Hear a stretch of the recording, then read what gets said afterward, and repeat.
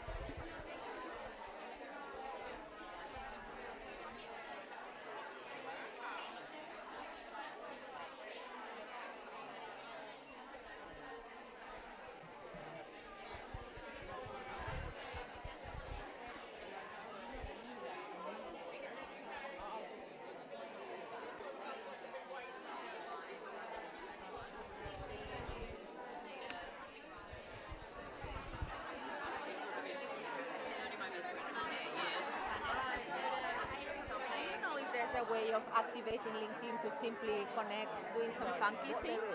There is a way of seeing who's in the room. I've looked for it earlier on, and it will tell you everyone who's around the room in LinkedIn. Right, let me just shut everyone back.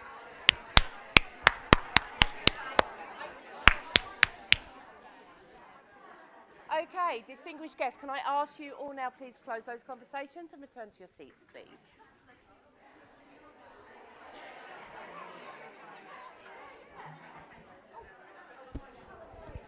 Lost my clicker.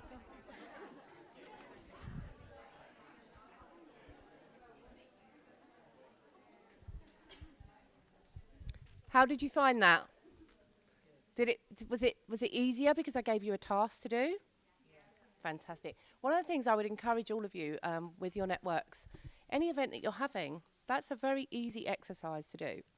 To just kick it off, just let people get to know it, breaks down the ice and stuff like that. And the biggest kind of value of your networks is the connections that will make. People that see each other in the lifts, that then say hello, people that work in different departments that then know each other. So a very, very quick exercise to do. Oh, I can come do it for you. So just in case you didn't get to meet everyone, this is who's in the room today. If there's any particular members of gender networks that you want to be connected to, the wonderful Leona can always do that for you.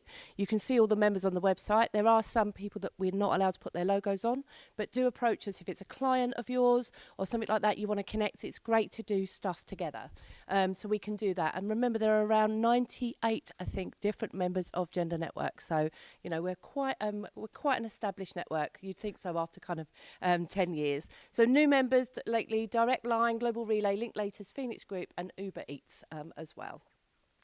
So just other things, just really, really quickly, things that we've got going on at the moment. We're coming into the tech side of our year. We've got the Tech Women 100 awards that are open. They're very similar to the Rising Star Awards, which we've just closed. If you've got any incredible women in tech, any male allies, if you want to go for Company of the Year, if you've got senior champions, you have a month to cast those nominations. And we're not like normal awards. You know, when we get our winners, we have partnerships with Durham University, with other organisations, so we develop the careers of our winners. So you can find out more about that on wearetechwomen.com. And then we've also got a festival next week as well that's running next Friday. It's part of London Tech Week. It goes on at Bishopsgate. We might have a few physical tickets left, but we've got some virtual tickets as well. But a fantastic agenda. Speakers like June Sarpong, legendary like Dame Stephanie Shirley, who's like 91. She set up her company in 1970, I think it was. She let everyone work part-time. She employed only women. And then when she retired, she made 25% of them millionaires. Who doesn't want to work for Dame Stephanie, right? So we've got her, and we're also interviewing the lady that's from The Tinder Swindler. She was the lady that stayed with the Tinder Swindler to get him caught. And she's actually a UX designer. I think she was from Sopra Steria. So it's a fantastic day, so do check that out as well. So moving on, we've done our speed network. It's over to Mazars now to talk to us about their fantastic network. And again, I'm going to say thank you a lot, but thank you so much for hosting us. I'd like to welcome to the stage Sonal, Laura and Natasha. Are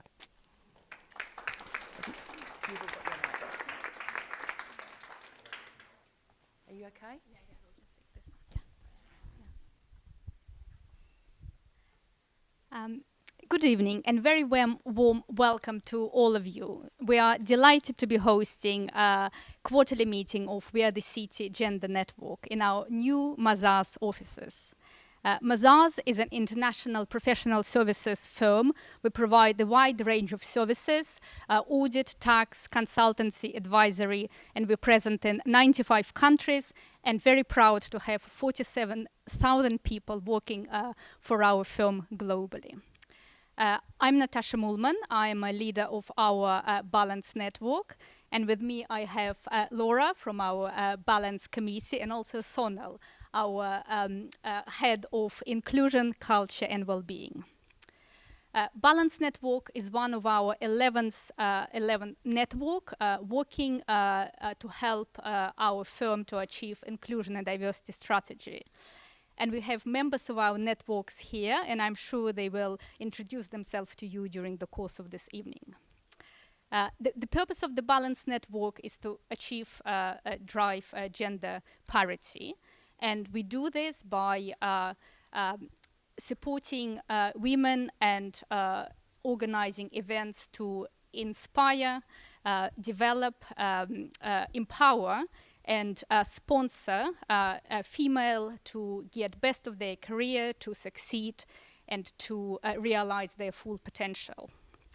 Of course, we also work with men to get their allyship, because this is very important, and to help them to remove gender barrier when it comes to life-work balance or any issue, just to remove any gender stereotypes. We are doing a lot of events and activities throughout the year. As an example, what we did recently was a panel with a role model from Mazars to talk about embrace equity topic. And we have Poppy among us, who was our panelist. And it was really great and well received, and just to show what means embrace equity means for you. So we also organized learning sessions for development of, everyone, but obviously focused on female with EDIT. And looking ahead, so we're organizing career workshops. So we are looking to do breakfast or lunch catch-ups in an informal atmosphere with inspirational role models, again, from Mazars. And now I'll pass to Laura to talk a little bit about what actually being a Balance Committee member means. Thank you, Natasha. I joined Mazars 2.5 years ago, joined the Balance Committee 2 years ago, and I think maybe that says something about what the Balance Committee's like, because I joined in my first year. I never thought that was kind of something that would be open to me. I thought a Balance Committee would be something that was led by, senior leadership, but that's not it at all. We've got a great kind of diversity in age, and I think it probably works very well with our other hot topic later. But yeah, being able to be a part of these events, like even making today happen, the panel event, it's all because we're supported.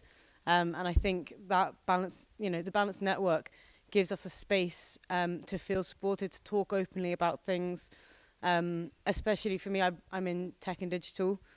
So having female role models is really important because there aren't so many in tech. So it's really nice to kind of join the Balance Committee and the Balance Network and find those role models kind of wider across the business, which is, really important. So that's just a little bit about kind of what it's like to be a part of it. But I'll pass on to Son now for some kind of broader things about the firm. Perfect. Thank you, Laura. Thanks, Natasha. So as Natasha said, my role is heading up inclusion, diversity, wellbeing at Mazar, and our networks are a really, really huge part of that. And I'm really proud to work with them so closely. They've achieved so many different things. And I guess what I wanted to do was talk about a few key things that I guess we're working on as a firm, which really help embed our culture of inclusion across everything that we do. So first of all, I want to talk about our Inclusion Alliance. So this is a regular meeting where our network leads come together with our senior leaders to talk about what they're doing in their networks, but also for senior leaders to share insights from what's going on in the firm. And it really does provide that connection so that people in our networks really have a voice to our senior leadership. I think that's really important, but I think it also provides an intersectional approach to things. So we all identify in many different ways. And I think for our networks to collaborate and work together on events and things that they're doing is really important to us as a firm. So that kind of provides a good kind of way for our network leads to come together and think about where there is intersection with what they're doing as a network. And I love the meetings myself. I find them just really interesting and enjoyable. And I think that's the feedback we've always had from our network leads as well. So it's great to kind of be part of that. I suppose a couple of other things I wanted to talk about was, as Laura mentioned, she shared her own experience, and for us, lived experiences are really key as well in terms of driving our agenda. As Vanessa mentioned earlier, we all gravitate to people who look like us, and therefore seeing people who look like you as a role model is really, really important. So as a firm, we do a lot around sharing diverse stories. We don't have linear career journeys, and it's really important to share that and share that there is somebody else who may have a similar journey to you. So that's something that's also really key for us. And then finally, I think as a firm, we embedded an inclusion, diversity and wellbeing partner goal. So all of our partners across the firm have a partner goal around this topic. And again, that tone from the top and senior leadership really driving this and role modelling the right behaviours is really critical in supporting our networks to do what they do, but also for our partners to have a safe space to learn. And if we want them to role model inclusive behaviours, we need to make sure that they've got a safe space to learn and develop themselves. So we've put an infrastructure around that in terms of sessions that partners are invited to. We have partner sponsors in each of our service lines. So really making sure that we're embedding that across everything that we do. So that's just a really high level overview of what we're doing. And we're really pleased to have you all here today. Look forward to being on the terrace later. So yes, thank you. It's a lovely evening. So worked out well. Perfect. Thank you. Thank you so much. Round of applause for them. Thank you. So Harriet couldn't be with us because I think she's in another part of the country, but because she's so wonderful. These links, this deck will be circulated. All of this gets put up onto the portal anyway. But here's some of the links to some of the things she's going to talk about. So thank you to the magic of technology. Here's Harriet.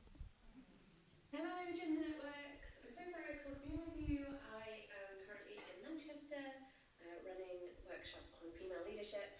I would love to be there with you drinking wine and sunshine instead, but needs must. So I'm just going to bring you all the news from the last few months. I'm going to be honest with you, I did search high and low for the fun stuff. Well, you see, it's not great. But we do have some fantastic reports to start us off. So first up, PwC did their Women in Work Index 2023. Some key things that came out of this for me: closing the gender pay gap has slowed. We'll talk about that more later as well. But it hasn't just slowed in the UK, it's kind of slowed globally. So we're now looking another 50 odd years until we make parity, which I feel like I've just been saying that for a really, really, really long time. But yeah, it's definitely slowed down. And the number one reason, according to this report from PwC, is what's called the motherhood penalty. So what they see is that when women come back to work after having babies, the pace of their career slows and the amount of money that they are taking home declines. Lots of possible reasons for that. So we know that if you offer good, flexible work to mothers in your organisation, the chances are they're not going to leave, which means if you don't move around as much, you don't get as many promotions, you don't get as many pay rises. But also, I think, still a level of discrimination against mothers in the workplace. So still some beliefs around how hard they're working, how much they deserve, etc., etc. The second report today is the Women at Work 2023 from Deloitte. So we've got Women in Work 2023 from PwC, and now Women at Work 2023 from Deloitte. So this report last year actually was quite depressing in terms of the rate of burnout for women, the levels of stress women were feeling. The good news is that this year it looks a little brighter. So they're saying that actually levels of burnout, levels of stress has decreased. They're still around the 40 to 50% mark, but they are lower. And the other key issue they've seen is the number of women who've left their jobs in the past year. Now, we've seen lots of reports about there being a kind of exodus of women leaving roles. Deloitte are echoing that, and they say the key reason for that is flexibility. So the number one reason women gave for leaving their job is a lack of flexibility. Which is very interesting when you look at the number of organisations at the moment who are talking about kind of going back on hybrid working or getting people back into the office full time. I wonder what that is going to do for their retention rates for women. The third article today comes from the World Economic Forum, and this says why equity-based solutions are important for women in the workplace. I thought this was an interesting one to throw in. In case you're not sure of the difference between equity and equality, equality is everybody getting an equal amount. Equity is saying, what do we need to do to ensure that everyone is starting from the same place? So understanding that some people might need some more help, more support to get to the same place so they have an equal chance at everything. That's what equity is. And so this report looks at some of the organisations that are putting actions and solutions in place to actually bring equity to the women in their organisation. So if you're looking for ideas of what your organisation could be doing to support women coming into work and all the way through, some good ideas in here. Next one comes from a survey which looked at wellbeing in the workplace, particularly in hybrid workplaces, and what they found was that women's wellbeing suffers more than men's in a hybrid working world. I'm sure this will come as no surprise to any of you whatsoever. I was actually on a call the other day with a woman. We were setting up a meeting. She's like, oh, I can't do in person that day because I'm working from home and I don't have any childcare.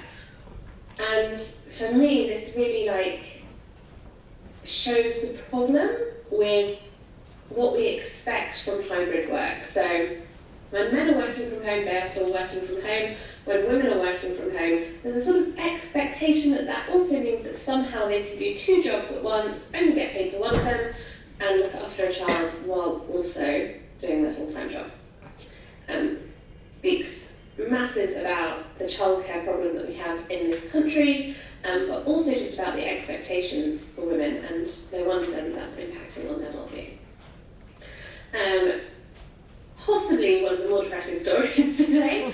8 out of 10 firms pay men more than women. So this is BBC reporting on this year's gender pay gap. So we found the UK gender pay gap is stuck at 9.4%, which is where it's been basically since 2018, so nothing has changed there. Every single industry in this country pays men more than women. Every industry. It is not an industry-specific problem, every single industry. And within that, what we found, 8 out of 10 firms, the men will be earning more on average than the women. So it's not necessarily same job, same role. It is on average what a man earns versus on average what a woman earns. However, this also backs up something that was in both PwC and the Deloitte report before, which is that the firms that do it well, the firms that really understand how to pay women well and look after them well, absolutely thrive. And really have great retention of their female workforce, really have great results. So there is something about trying to learn from the places that are doing it well.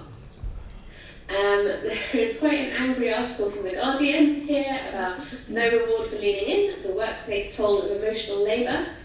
So this looks at all these little things that kind of women do, particularly ambitious women, that then gets pushed back against them. And so there's a great piece in here which describes how one woman was in a meeting, all of her male colleagues were saying something that she knew was wrong, so she just said, guys, this is wrong, in exactly the same way that she felt one of them would have said to the group. And the whole room went silent, lots of kickback, lots of fuss from it. And one of her older female colleagues took her aside afterwards and said, I heard what happened, you really need to think about how you manage, essentially how you manage the men's egos in the team. And this piece talks about actually how much emotional labour women are doing in the workforce to look after everybody else, whether that is managing other people's egos, whether that's managing the other women in the workforce to try and help them. We are constantly looking after other people, and it takes an emotional toll. And then feeding into this, an article from Stylist magazine which showed that almost 90% of women feel they're penalised because of their achievements at work. So actually, the more ambitious we become, the more we achieve, the more people do not like us. This is an old story, we've seen it before, but it's just sad that it's still happening for young women today. I did, however, want to end on a bit of a lighter note, so this is a fun article called Why the Bimbo Core Aesthetic is the Path to Weaponising Social Performance of the Ageing Woman. And it's a really funny article about how actually Gen Z and the TikTok generation are taking back that kind of late 90s, early noughties fashion, if you want to use that one. Things like the Juicy Couture tracksuit, a lot of pink, the Paris Hilton fashion, and kind of subverting it and turning it into protest against gender stereotypes. It's a really fun piece, and I think it's really encourage all of us to get the Villa tracksuit back out again. That's what I've got for you this month, this week, this quarter. I hope it's interesting, and there's lots of really useful ideas and thoughts in there, so the team will send them all around. Let me know if you've got any questions, and hopefully I will see you at the next Gender Networks. Enjoy the wine.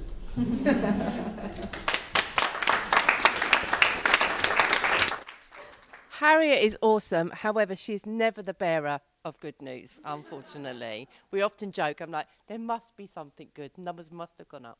So a huge thank you to Eleanor. Now, it gives me great pleasure to introduce to you Eleanor Mills, who's founder of noon.org.uk, a platform to empower women in midlife and brand consultancy. I got it right. Eleanor is a long-time friend of mine, ex-editor of the Sunday Times. She was talking about gender long before any other journalist dared to, so I'm honoured to have her with us. Thank you, Eleanor. The mic is yours. Oh, brilliant. Hello, everybody. Thanks for that. Vanessa and I have been friends for so long that we sync dress. We inadvertently sync dress. So I loved your thing about go and talk to somebody who doesn't look like you. Because, you know, we became friends because we walked in and we were like, oh, she looks like me. So we've done all sorts of stuff together. We are the City at News UK and whatever. So I have this rather grand kind of, thing of stuff that I do now. I'm really a recovering hack.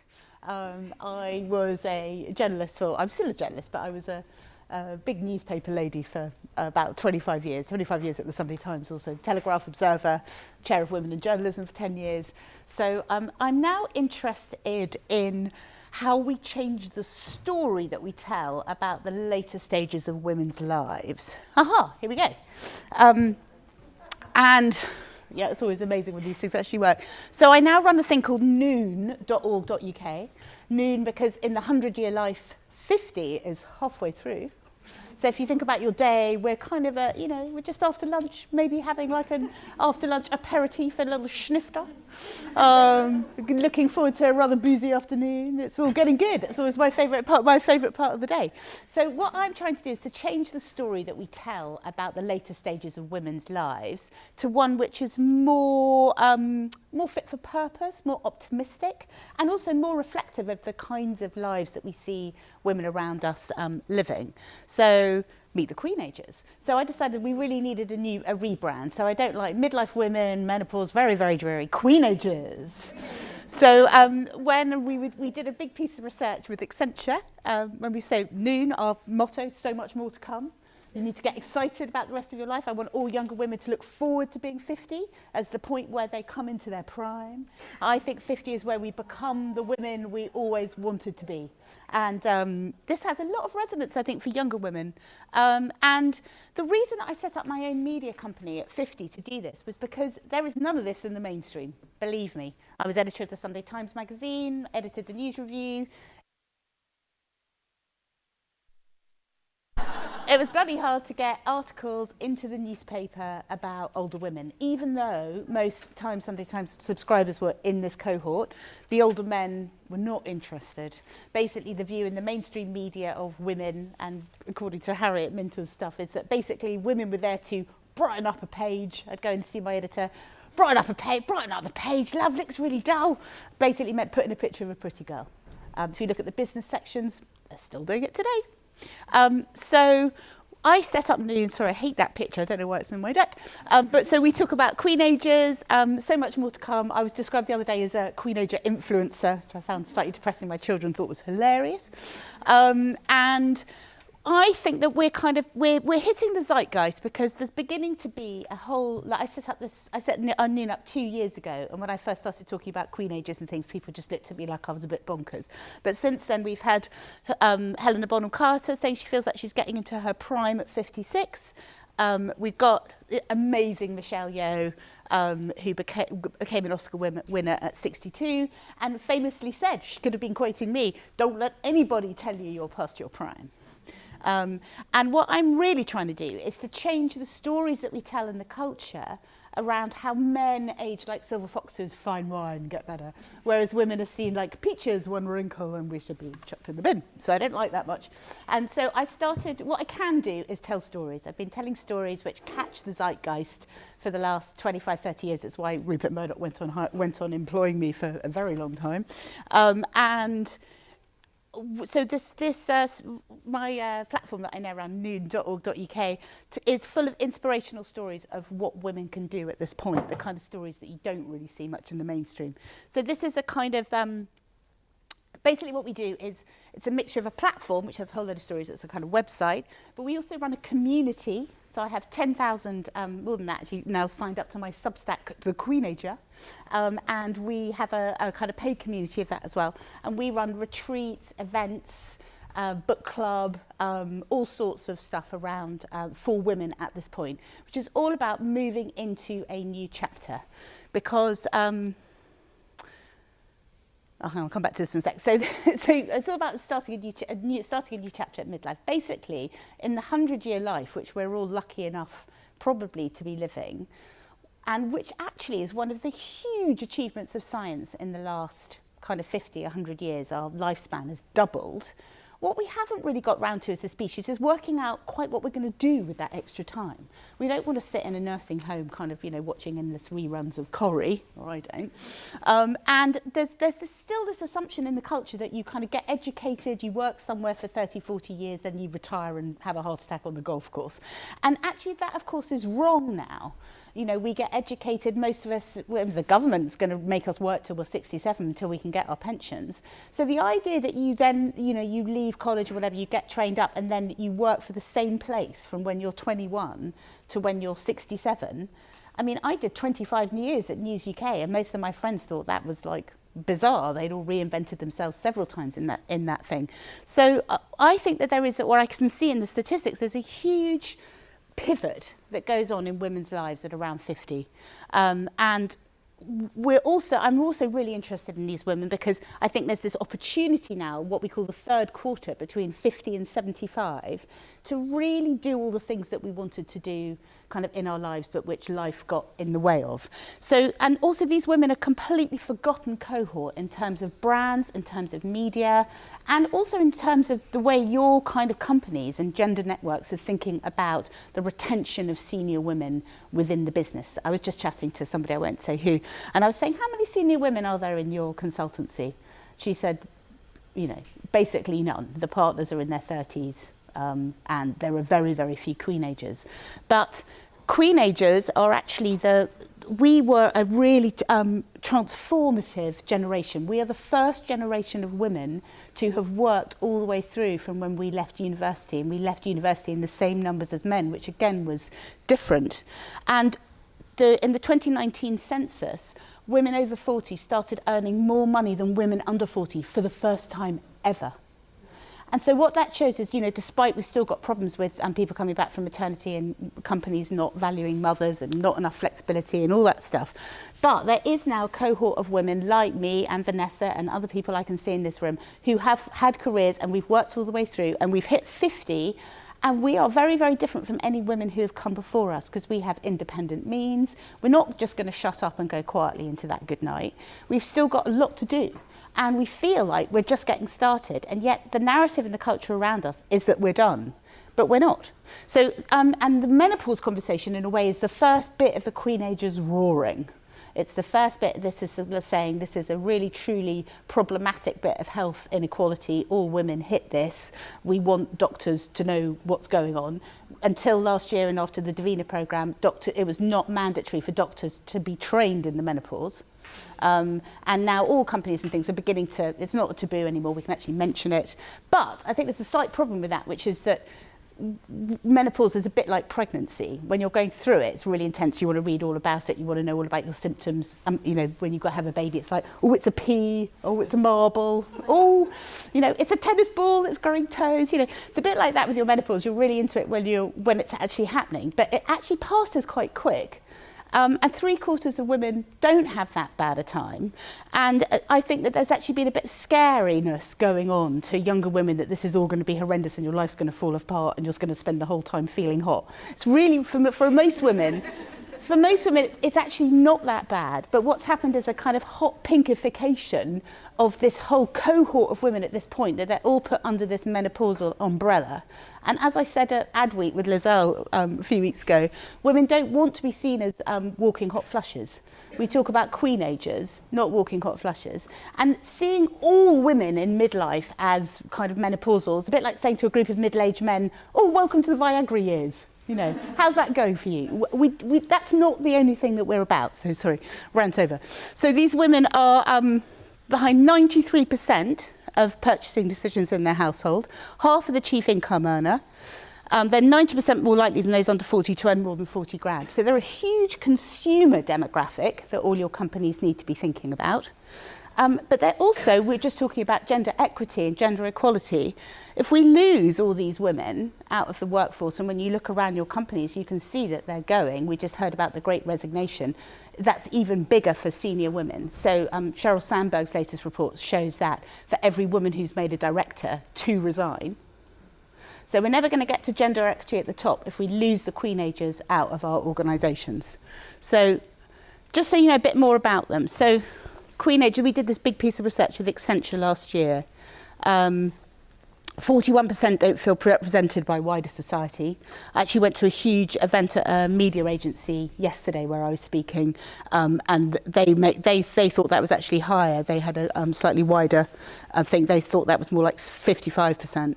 54%, and which goes up to 63% of university-educated women more likely to buy from brands that actually represent them. And they view success very much in their own terms. And I think this one's really important for companies. Work-life balance is 16 times more important to senior women than status. And yet, when I was made Saturday editor of The Times, no one asked me if I wanted to work flexibly. They gave me this enormous glass-walled box next to the editors and said, here you are, Saturday editor, here's this really fab bit of real estate. And I was like, well, I don't want to sit downstairs on a different floor from my team. The way that I edit is I sit and I like seeing everyone else's screens, and we chat and we go, no, that headline's rubbish, let's come up with something better. It's very collaborative. And I think that that's true of a lot of the way that women of my generation have managed and like to work. So we were rewarded with status, the big office. I remember the secretary going, oh, and where would you like your car to take you for lunch? I was like, oh, my car, I'm not going anywhere in a car for lunch. I'm having lunch with the team so I can get my edition out. So I think there's still a real disconnect between what companies reward seniority with and what a new generation of queenagers actually want. And what's also really interesting about this cohort is that if you're getting it right for them within your organisation, if you're hanging on to your senior women, you're also setting it fair for the millennials and the Gen Zs, because the values and what these women think are important. So I've got shed loads of. I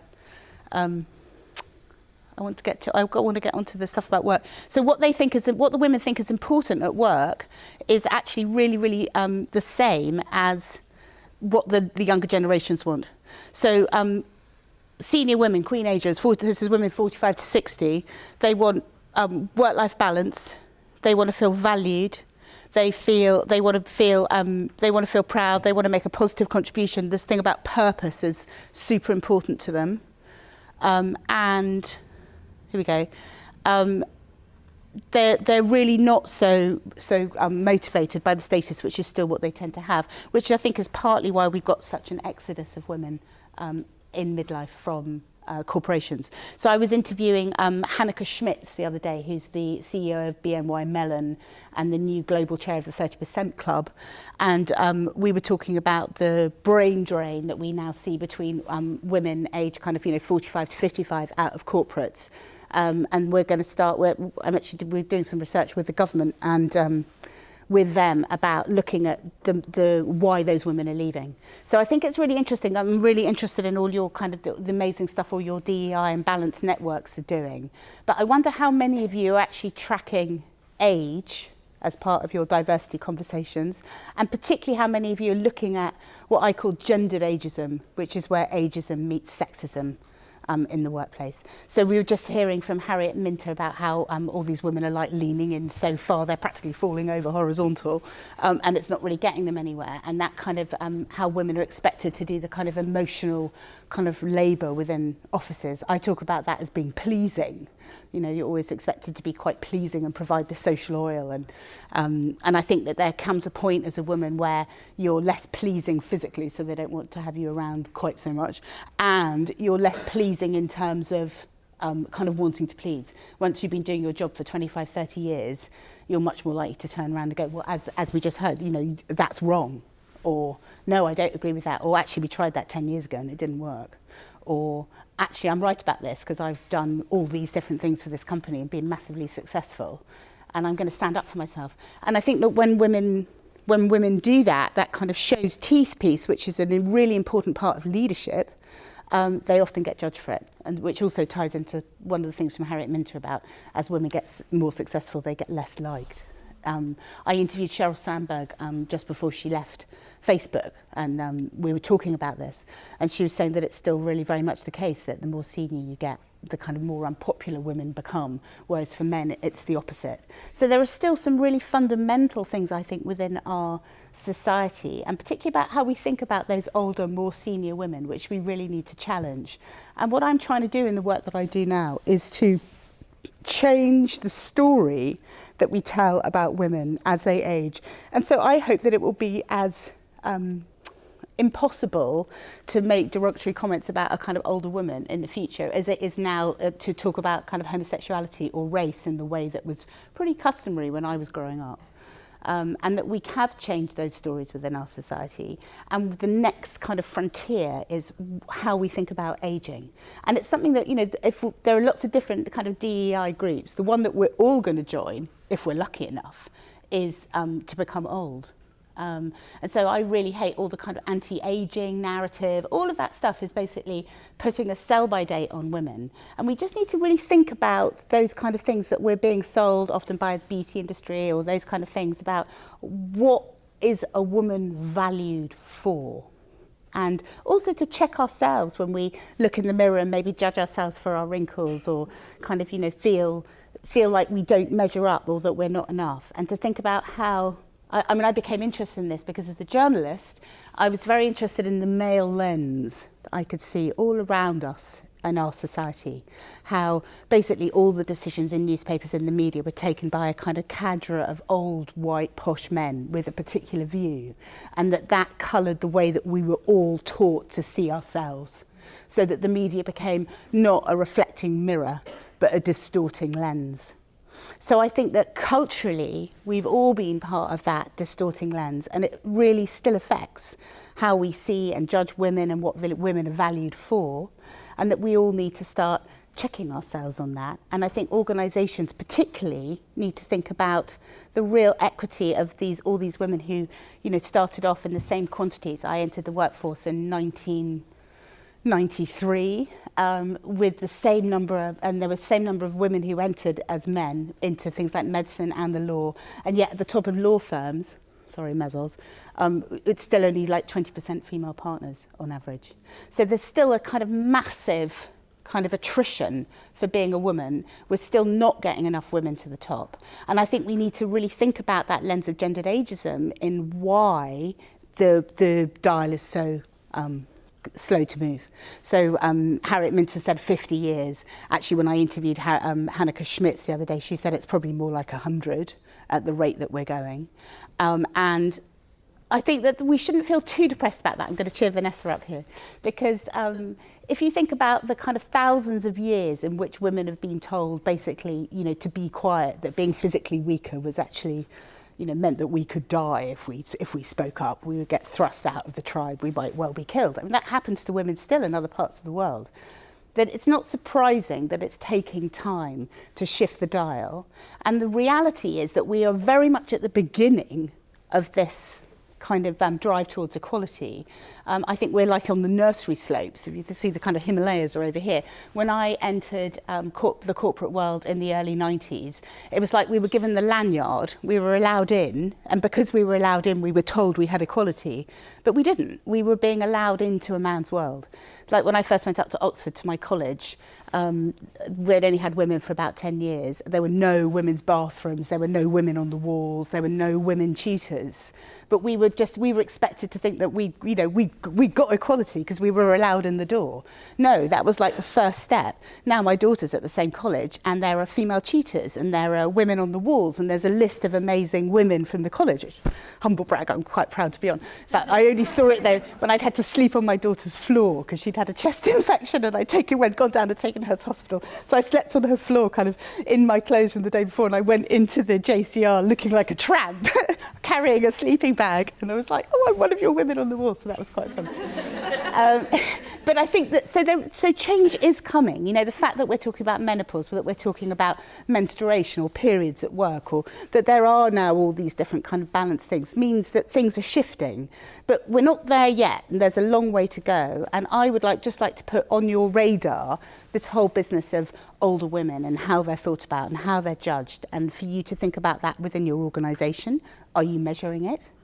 Because also, I think what's really crucial to the DEI conversation is if you can hang on to your queenagers, you're setting your organisation fair for all the other women who are coming up in their state. Because we are the women who fought for better parental leave. When I had my first baby, I think I was allowed 4 months off, and then it went up to nearly a year, kind of 2 or 3 years later. So we've really lived through that push for flexibility. When I was first came back from pregnancy, I resigned from my job at the Sunday Times because I just didn't want to be there from 8 in the morning till midnight most days of the week and never see my kids. And my editor really didn't want me to leave, and they offered me a deal so that I could work at home on Wednesdays, which was seen as completely revolutionary. No one was even allowed to talk about it. So things have changed. They are getting better. But it's kind of slow progress. And as we make progress, we need to think about the other groups that we haven't thought about before and what's happened to them. And actually, a kind of exodus and a kind of erosion and erasure of senior women in organisations shows that we're really not as far along as we should be. And what are women being valued for within those organisations? So I've got a huge presentation here. I could go on all day, but I think that's probably enough. But I'd just like to say, so I have to check out what we're doing on Noon. So this is all the world through a midlife female lens. There's all sorts of stuff on there that I would never have got into the Sunday Times. Sexuality, vibrators for older women, careers, you know, what to do if you think you're getting whacked, all that kind of stuff. But also we do a lot of consultancy with brands who want to speak better to queenagers because there's such a huge opportunity here. And we do a lot of stuff about retaining senior women. How do you retain them? We use the research that we've got to look at that.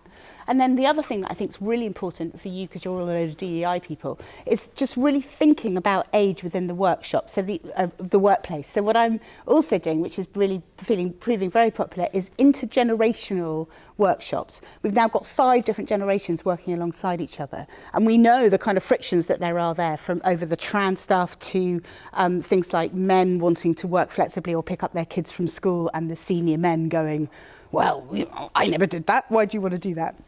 I remember talking to my editor and going, because I used to have to work Tuesday to Saturday when I was in charge of news, and saying, well, I want to go to my friend's wedding on Saturday, and him going, well, you can't. And I was like, well, yes, I can. And he said, no, I've missed all my friends' weddings. And I was like, yeah, but I don't want to be like you. You know, if the price of doing this job is missing all my friends' weddings, I'll get another job. You know, I don't want to do that. So I think that there is a real shift in perspective, of which women like me were the kind of spearhead. And so those intergenerational conversations, I think, are really important to have within organisations, because now I think one of the biggest flashpoints I see when I go into companies and talk about this is between senior men and younger men. That's become a real kind of flashpoint, because they want to do things differently, and really massively around issues around gender identity. I've got Gen Z kids, and my daughter's best friend has transitioned, so I'm kind of, I'm really up for all of that, and I can see that it's a hugely important thing for them, and also that this kid is so much happier in the place that they feel that they should be. So I think that there's a huge education piece that needs to happen within the generations as well, and that if we're all going to work alongside each other in harmony, we really need to think about this age bit of the DEI dynamic. Thank you.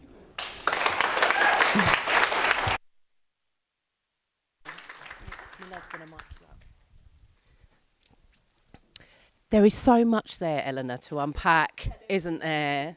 But obviously, you guys can have a chat with Eleanor on the terrace, but also think about that whole education piece, which she's just given to us, maybe within your own organisations, and, you know, inviting Eleanor in to speak, because it is a narrative that we haven't explored yet around kind of what that looks like. And as Eleanor said, you know, obviously we need to make sure that as generations, we can all work together. How long are we working to now? What's the latest? Yeah, but that's pension. We'll probably still be working at 60, 70, 75, 80. Exactly. So yeah, obviously we can connect you with Eleanor, but she's around as well. So I'm just going to quickly whiz through her slides. So just bear with me a second. Tech is not on our side today, is it? Hold on a moment.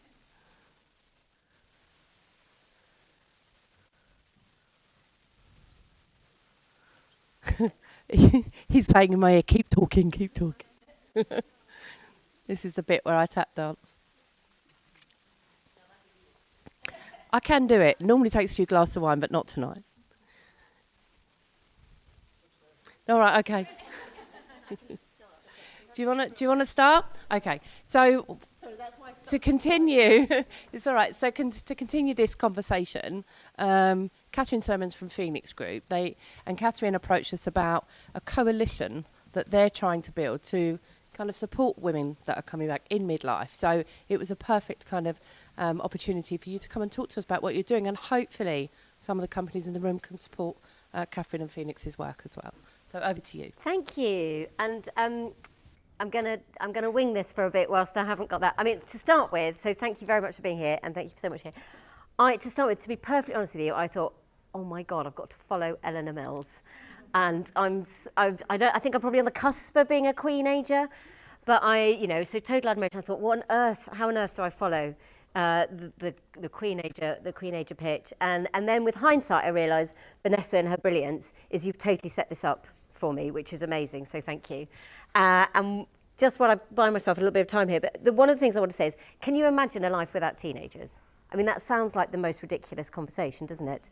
But actually, if we were standing here at the sort of turn of the 20th century, that was absolutely the case. The term teenager was first invented in the kind of early 1900s. It didn't become common parlance to like 1950s because it wasn't needed. You were a child and then you were an adult. Kids were working. It just wasn't a thing. And actually for me, when we think about the 100-year life and the opportunities that longer lives can bring us. It is about really acknowledging those different ages and stages.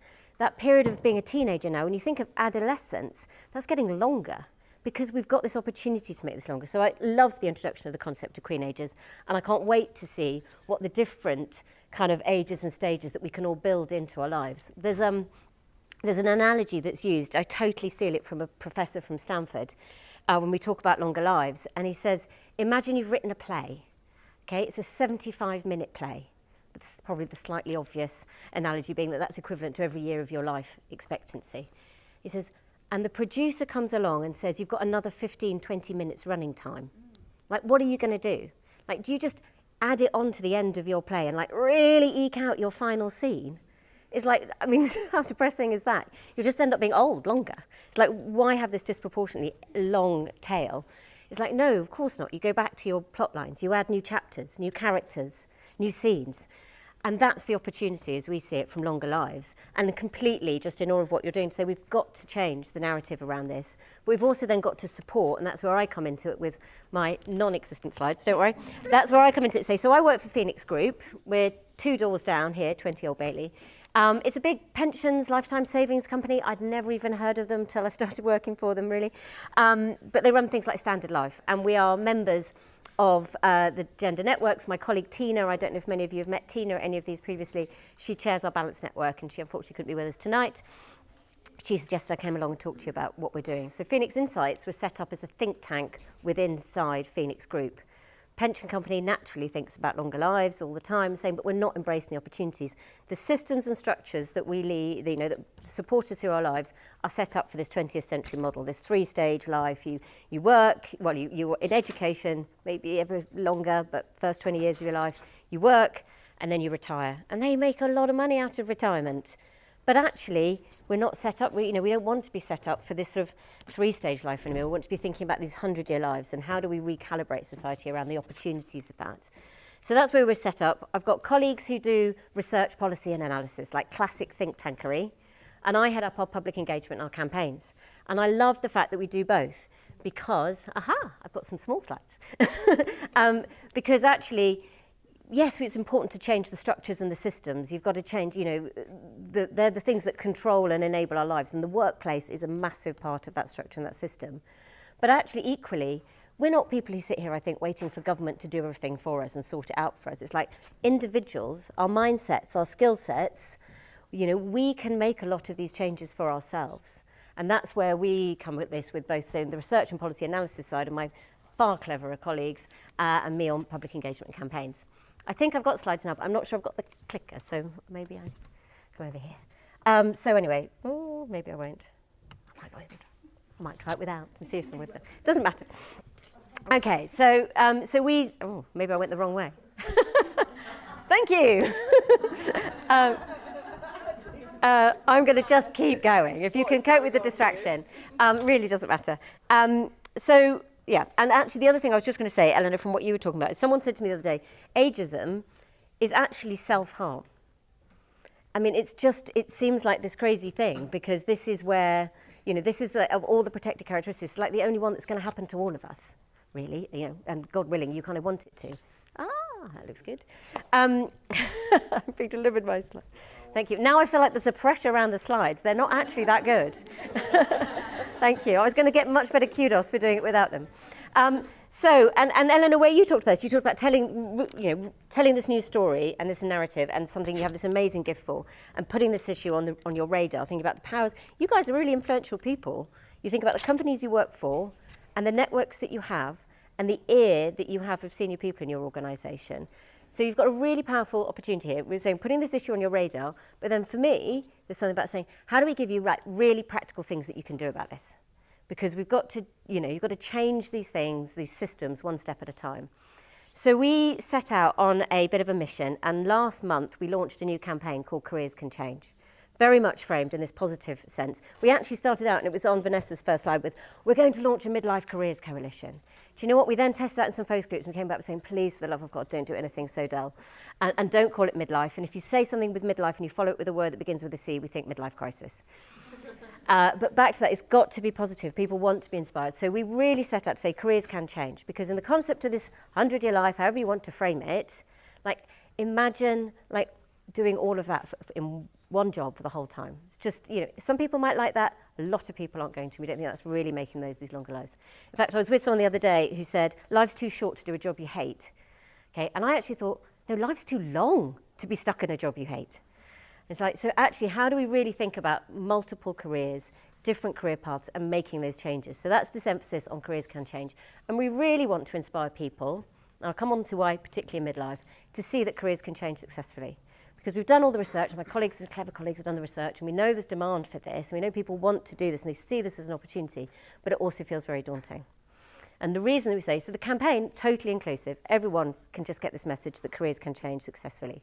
We want to help people see that they can do that on their terms, and the reason that we're particularly interested in women in midlife and this sort of transitional points of like particularly that kind of queenager and people falling out of the labour market is also that in our research we found that, that women aged, it was sort of 45 to 54, were particularly receptive in wanting help to de-risk big life changes, such as changing job. So we felt like they were particularly receptive. So we said, well, let's go with the willing. Let's start with people who might be receptive to it. But honestly, anyone can benefit from this and should see this. And we also want to help people feel supported about this in this sense of, we want to change career, we see the opportunity, Kath, we believe you, but it feels risky, it feels daunting. Do I have to take a pay cut? Do I have to take some time off to retrain? How am I going to do this? I'm juggling loads of other stuff. I've got older parents I'm caring for. I've got younger kids who are actually more trouble than when they were really little. You know, it's like there's a lot going on. So they want help to make those changes and make informed choices. And we want to help promote and connect people to just a great network of organisations. Because, as I said, I work for a pension company. I have no vested interest in the careers sector. But actually, there's an enormous amount of help out there. But most people aren't really accessing it. And we started off with a bit of a hypothesis that said, like, careers advice as an adult isn't really a thing. And it felt like, I said, it's a bit like changing a tyre, because I feel like as an adult, that's one of the things people assume you know how to do. I said, but I have no idea. And if I try and do it and I get it wrong, it's really risky. So it's like up there saying it just doesn't seem to be a thing. So how do we try and make that a thing? So we've set out with a great group of partners. This is a team sport. This is not like an individual sprint. So, you know, more the merrier. We are working with people who are bought into this and want to help us really, really start to normalise career changing and getting support to help de-risk that as you go. So these are organisations who run, and by and large are social enterprises, community organisations, but run really professional show and have really good support even for free. So I was like, look, you've got to be giving something away if we're going to promote what you're doing. You know, either going to different things. You guys have heard of probably quite a few of these. I mean, Women Returners is obviously quite significant in London and in the city and in professional firms. But extraordinary organisations. I won't go into I've got a dyslexic colleague who keeps getting this one wrong in a typo, which is a bit awkward. But other than that, we've got some brilliant organisations who are backing this campaign.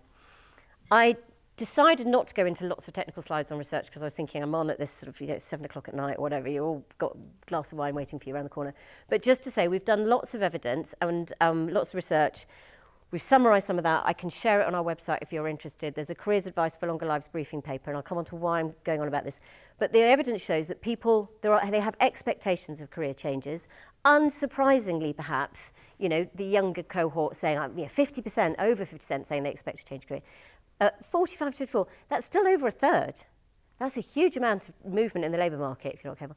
And actually, I was presenting this the other day with Linda Grattan, who wrote The 100-Year Life, and she was like, your others, your don't knows, she says, is actually even more interesting.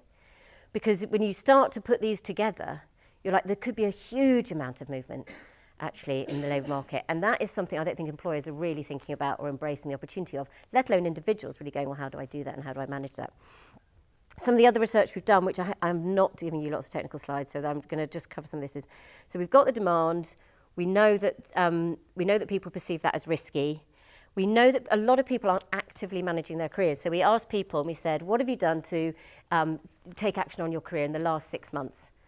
Okay, on total UK population, working age population, it was 40% said nothing. That was the most answered question. For this age group, 45 to 54, it was 48% had done nothing. And I'm like, so we've probably spent, and I'm guilty of this one, more time in the last 6 months booking our holiday last holiday than we have thinking about our careers. And that's fine, because at different times, different things are important. But if we're not actively managing our careers as we go, then how are we setting ourselves up to make those moves at the right time, on our terms? And when we look at reasons people have left their jobs, sometimes it's lack of flexibility that comes through very, very strongly. I think that's something, Eleanor, you referred to.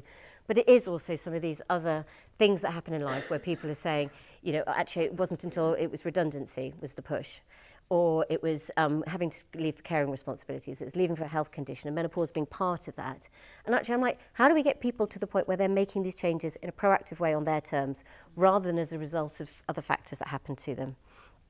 Other stuff that we've got in terms of the evidence behind this is also, perhaps unexpected, unsurprisingly, very, very low awareness of careers advice services that are out there that are available for adults, and even lower then sense of people who've utilised them.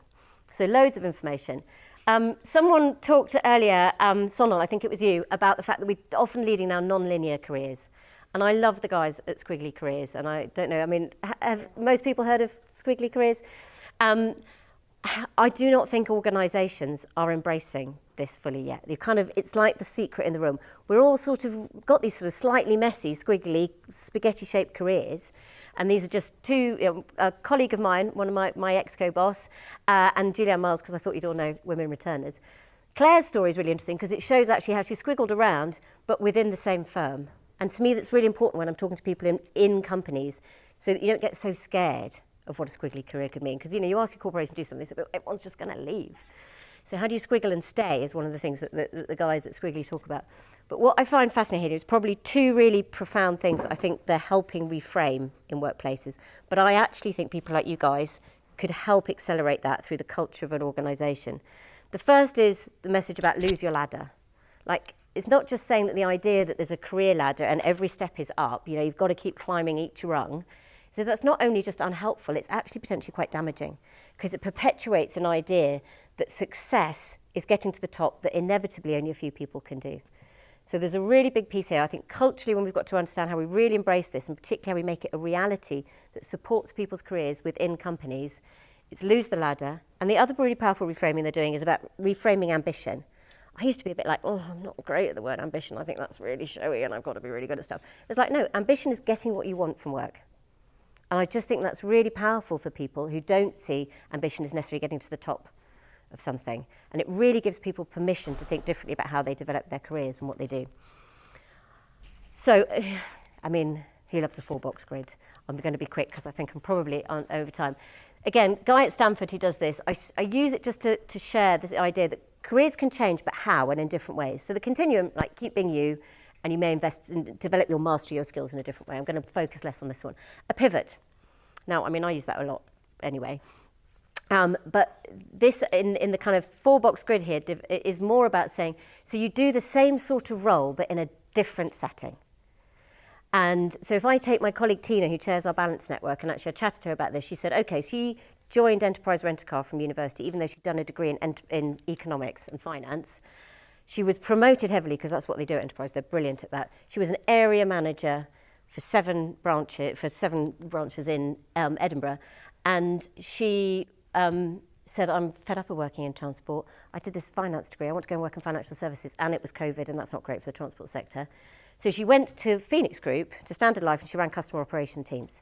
She's like, it's the same skill set. And managing a team, I'm driving and training people against skills, targets and blah, blah, blah. Very, very similar, but different sector. Extension, however, Tina doesn't work in that team anymore.